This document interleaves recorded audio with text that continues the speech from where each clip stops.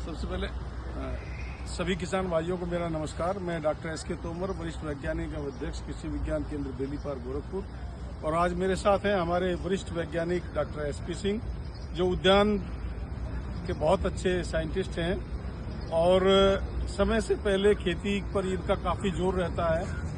काफी प्रयोग इन्होंने इसके ऊपर किए हुए हैं और आज हम इनसे चर्चा करेंगे। कृषि विज्ञान केंद्र पर जो है नर्सरी डलवा रहे हैं। तो डॉक्टर साहब, पहले तो आपका हमारे YouTube चैनल में स्वागत है।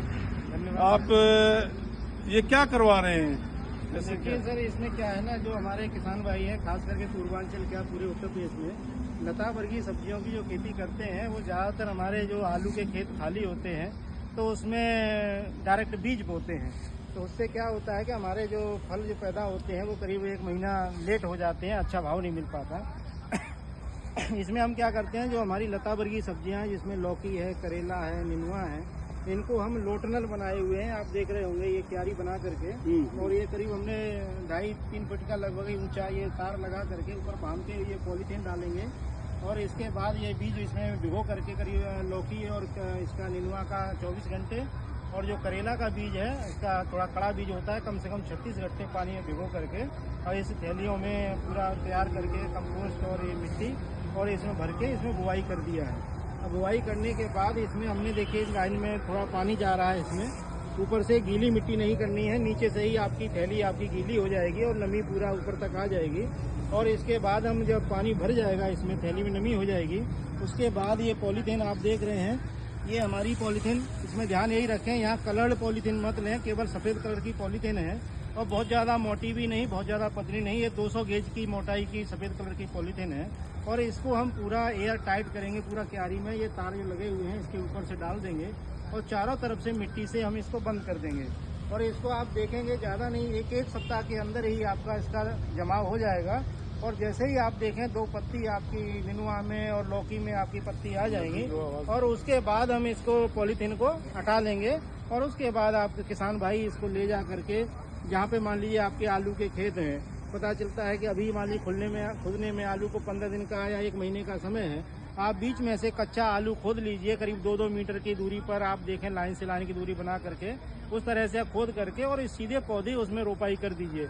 बाकी आलू आपका खड़ा रहने दीजिए। सरसों है, मान लीजिए आपकी थोड़ा फूल डूब गया है, फलियां उसकी वैसी हो रही हैं, तो उसमें सरसों के बीच में भी आप इसको लगा सकते हैं, थोड़ा सा वो जगह बना करके।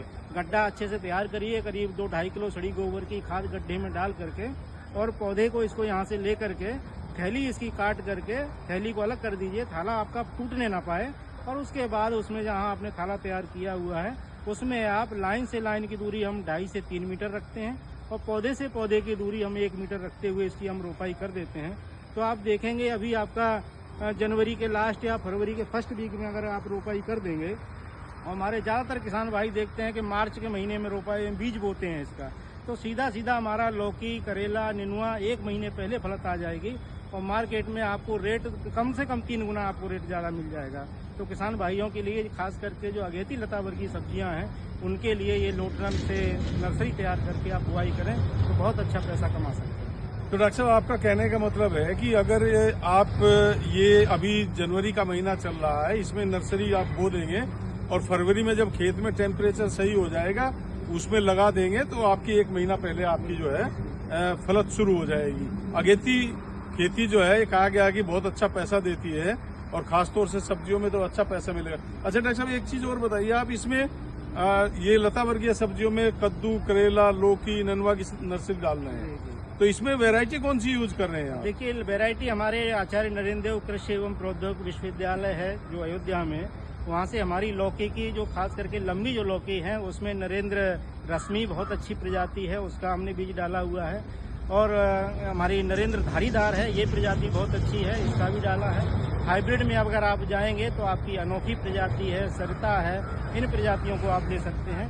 बाकी आप अगर कद्दू में जाएं तो काशी हरित है, नरेंद्र आपका उपहार है, ये आपके जो हरा कद्दू के रूप में भी ले सकते हैं, अगर इसको छोड़ देंगे तो पीला भी हो जाता है। तो ये दोनों प्रजातियां, अगर आप संकर प्रजातियां लेते हैं तो हमारी प्राइवेट कंपनियां हैं, खास करके BNR 14 का हमने बीज डाला हुआ है इसमें, तो उसका साइज भी आपका 5 से 7 किलो तक का कद्दू आपका हो जाता है। तो कद्दू है।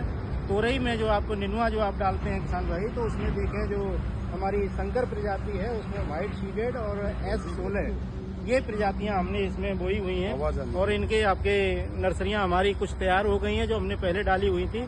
अब देखें, हमने 13 जनवरी को जो नर्सरी डाली थी और आज हमारी वो करीब 1 सप्ताह के अंदर वो हमारी जम के तैयार हो गई हैं।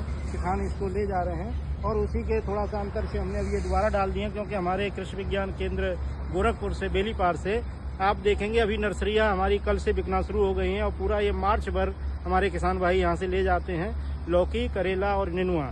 और इसको हम देखते हैं कि हमने पिछले सालों में भी करीब 1.5 लाख का हमने यहाँ से नर्सरी का बिक्री किया था और इस बार हमको लग रहा है 2-2.5-3 लाख तक हम नर्सरी का बिक्री कर पाएंगे। तो नेनुआ की कौन सी प्रजाति बताया डॉक्टर साहब ने? नेनुआ की व्हाइट सीडेड और S16 दो प्रजातियां संकर प्रजाति हैं, बहुत अच्छी और करेला की? करेला का हमने खास करके किसान भाई जो थोड़ा सा कम लंबा अगर लेते हैं तो प्राची करेला बहुत अच्छा फेमस है यहाँ पे। थोड़ा बीज जरूर जिनके महंगे आते हैं लेकिन इनकी पैदावार बहुत अच्छी है, तो किसान भाई इनकी वैरायटियों का लें। और खास करके किसान भाइयों का ये सोचना होता है कि हम बरसात के सीजन में ही मचान बनाते हैं, ऐसा नहीं है। हमारे पूर्वांचल में बहुत से किसान हैं जो अभी मार्च में आप करेला लगा करके और उसका मचान बनाते हैं। आप देखेंगे पूरा आपका सितंबर तक मचान पे ही करेला रहता है और बहुत अच्छी फलत देता है। और उसके बाद जैसे ही करेला खत्म होता है उसके बाद वो नेनुआ लगा देते हैं और नेनुआ जैसे ही खत्म होता है और उसी मचान पर वो लौकी लगा देते हैं।